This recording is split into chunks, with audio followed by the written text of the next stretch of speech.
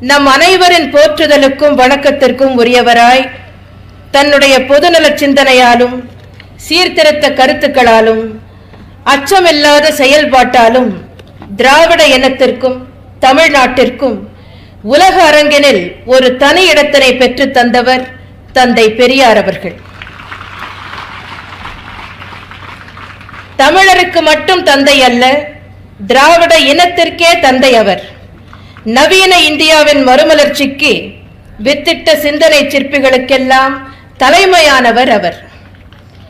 வெண்தாடி வேந்தர், பகுத்தறிவு பகலவன் என்று நாம் இன்றும் அன்போடு அழைக்கும் தந்தை பெரியார் தமிழகத்தில் தோன்றியிருக்காவிட்டால் தமிழகத்தின் சரித்திரம் 20ஆம் நூற்றாண்டை சந்திக்காமல் 19வது நூற்றாண்டிலேயே பின்தங்கியிருந்திருக்கக்கூடிய வரலாற்று அபாயம் நிகழ்ந்திருக்கும்.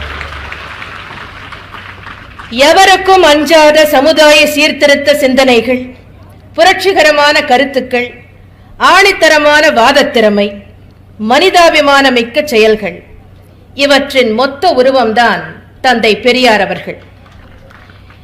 பெரியார் என்ற ஒரு தனி மனிதரும் அவர் தோற்றுவித்த சுயமரியாதை இயக்கமும் தமிழ்நாட்டில் தோன்றியிருக்காவிட்டால் தமிழ்நாடு இன்று தலை நிமிர்ந்து நிற்க முடியாது, தமிழ் இனம் இன்று தரணியெங்கும் புகழ் பெற்றிருக்க முடியாது. தந்தை பெரியார் ஒரு சகாப்தம். என்னுடைய பார்வையில் தந்தை பெரியார் 20ஆம் நூற்றாண்டிற்கு தமிழகம் தந்த ஈடு இணையற்ற சிந்தனை சிற்பி, தத்துவ ஞானி, அறிவுலக மேதை என்று நான் ஆணித்தரமாக கூறுவேன். கிரேக்க ஞானி சோக்ரட்டிஸ், சீனத்து கன்ஃபியூசியஸ், பிரான்ஸ் தேசத்து சிந்தனை சிற்பி ஜீன் பால் சார்த்ரே போன்ற தலை சிறந்த தத்துவ மேதைகளின் வரிசையில் வைத்து போற்றத்தக்கவர் தந்தை பெரியார் என்பது என்னுடைய தெளிவான கருத்தாகும். இவர்கள் அனைவருக்கும் இல்லாத ஒரு சிறப்பு அவருக்குண்டு. தத்துவ மேதைகள் எத்தனையோ பேர் தங்களது கருத்துக்களை எடுத்துரைத்திருக்கலாம், நூல் வடிவத்தில் விட்டு சென்றிருக்கலாம். ஆனால் தந்தை பெரியார் தனது புரட்சிகரமான சமுதாய சிந்தனைகள் என்றென்றும் நிலைத்திருக்க ஒரு மாபெரும் சமுதாய இயக்கத்தையும் ஏற்படுத்தி தன் வாழ்நாள் முழுவதும் பாடுபட்டார். அந்த பெருமை உலகத்தில் வேறு எந்த தத்துவ மேதைக்கும் இல்லை என்றால் அது மிகையாகாது. தந்தை பெரியாரின் சுயமரியாதை இயக்கத்தின் விளைவாக தமிழகம் பழமைவாதத்திலிருந்து விழித்தெழுந்தது, பகுத்தறிவு சிலிர்த்தெழுந்தது. இன்றைக்கு புதிய சிந்தனைகளின் நங்கூரமாய், புதுமை கருத்துக்களின் புகலிடமாய், உயர்ந்த நாகரிகத்தின் உறைவிடமாய் தமிழகம் விளங்கிக் கொண்டிருக்கிறது. இந்த சிறப்புகள் அனைத்தையும் பெற்றதற்காக தமிழகமும் தமிழ் இனமும் என்றென்றும் தந்தை பெரியாருக்கு கடமைப்பட்டிருக்கிறது. பெரியாரின் சிந்தனைகள் இன்று புதிய பரிமாணங்களை பெற்றிருக்கின்றன. அவர் நாட்டின் விடுதலையை பற்றி பேசியிருக்கிறார்.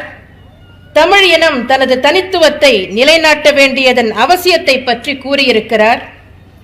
தமிழக மக்களின் சிந்தனை அறிவுபூர்வமானதாகவும் அறிவியல் கண்ணோட்டம் கொண்டதாகவும் இருக்க வேண்டும் என உணர்த்தியிருக்கிறார்.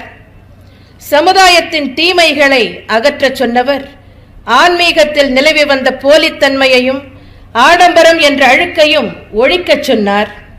இவை அனைத்திற்கும் மேலாக பெண் கல்விக்கு முன்னுரிமை கொடுத்து பெண்ணுரிமை இயக்கத்திற்கு வித்திட்டு தமிழ் சமுதாயத்தில் பெண்களின் நிலை உயர பாடுபட்டார். கள் உண்பதால் சுய நினைவும் சுயமரியாதையும் இழந்து மனிதன் அறியாமையில் உழலும் நிலையை மாற்ற எண்ணினார் பெரியார். ஒதுக்கப்பட்டவர்களும் ஆலயங்களுக்கு சென்று ஆண்டவனை வழிபட வைக்கம் வீரராக உருவெடுத்தார். மூட பழக்க வழக்கங்களை எள்ளி நகையாடினார். தமிழ் மொழியின் சிறப்புகளை உலகோருக்கு உணர்த்த எண்ணினார்.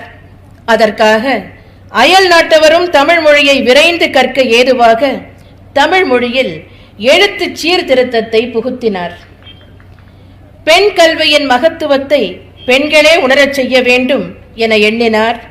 அதன் பொருட்டு தாமே ஏற்படுத்திய அறக்கட்டளை வாயிலாக பெண் கல்வி வளர்ச்சிக்கு பல நிறுவனங்களை ஏற்படுத்தி தமிழகத்தில் பெண் கல்வியின் முன்னோடி என்ற தனி பெரும் புகழை பெற்றார்.